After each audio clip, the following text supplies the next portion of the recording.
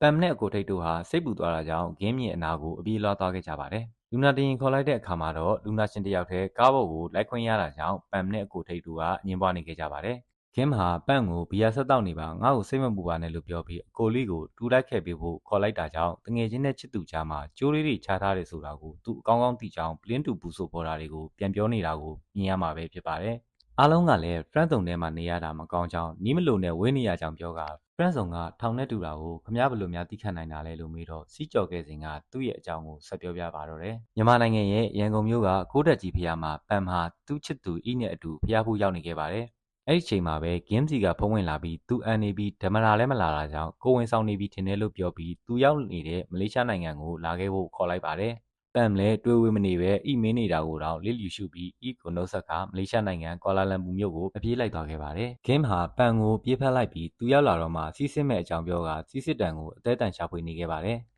ပမ်ကသတိရှိအောင်အဲ့ဒါကနင့်လက်ထဲမှာလေးလို့ပြောတော့ဂင်းကအိမ်သားထဲဝင်သွားကစီးစစ်ဖို့အတွက်ပြင်မာတော့တယ်။ပမ်ကတည်ငြိမ်နေပေမဲ့လည်းဂင်းကအိမ်သားထဲဝင်သွားတာနဲ့အိမ်သားရှိကိုလွှားကနေရောက်သွားပါတော့တယ်။ဂင်းကပြန်ထွက်လာပြီးသူမှရှူးမထွက်ကြောင်ပြောကပြန်ဝင်သွားပါတယ်။ပမ်ကကလေးရှူးတယ်သလိုအိမ်သားရှိကနေတရှူးရှူးအော်နေခဲ့ပါတယ်။ဂင်းပြန်ထွက်လာတဲ့အချိန်မှာတော့တကြောင်မဲပေါ်နေတဲ့စီးစစ်တန်ကြောင်ကိုဝင်မရှိကြောင်တီးသွားကြပြီးတငယ်ချင်းနှစ်ယောက်လုံးပျော်ရွှင်သွားဖက်လိုက်ကြပါတော့တယ်။အဲ့ကိစ္စကိုအကိုထိတ်သိပြီးပြီလားလို့ပမ်ကဂင်းကိုမေးလိုက်ပါတယ်။ငါနင့်ကိုပဲပြောရသေးတာလို့ပြောလိုက်ပါတယ်။ကိုထိတ်ကကင်းပါဝါရဲ့တခြင်းကိုလုံနေပြီးပမ်မလီရဲ့ဘာသာပေါင်းဆောင်ဆိုရတဲ့တခြင်းကြောင့်အခြားနိုင်ငံတွေကိုလောကိစ္စနဲ့ခီးထွက်နေရပြီးသူကတော့ခြေထောက်နာလို့လိုက်မသွားနိုင်ကြောင်းပြောပြခဲ့ပါတယ်။အကိုထိတ်ကလာအို၊ဗီယက်နမ်၊ဖိလစ်ပိုင်၊မလေးရှားနိုင်ငံတွေကိုသွားပြီးအဲ့ဒီနိုင်ငံကအဆိုတော်တွေနဲ့တခြင်းပတ်သွင်းနေကြောင်းပြောပြလိုက်ပါတယ်။အကိုထိတ်မလေးကနေအင်ဒိုနီးရှားသွားတဲ့အခါဂင်းကလည်းလိုက်သွားခဲ့ပြီးအဲ့ဒီနေ့ကသူမှဗာမြင်ခဲ့တယ်ထင်တယ်လို့ပမ်ကိုမေးလိုက်ပါတယ်။တချင်းစတူဒီယိုအခမ်းအနားတစ်ခုမှာအကိုထိတ်နှစ်ချက်ပြတ်သွားလို့ဂင်းကိုအိတ်ထဲကနှစ်ချက်လေးသွားယူပေးဖို့ပြောလိုက်ပါတယ်။နက်ရောင်ဘူးလေးတွေကထုတ်ပေးဖို့ပြောပြီးနောက်ဂင်းဖွင့်ကြည့်လိုက်တဲ့အချိန်မှာတော့ကပ်ပဲနာရီလာလေးတစ်လုံးကိုတွေ့လိုက်ရတော့သူမအယံအံ့ဩသွားခဲ့ပါတယ်။ဘာလို့ပေးတာလဲလို့အကိုထိတ်ကိုသူမမေးလိုက်တဲ့အခါမှာတော့အကိုထိတ်က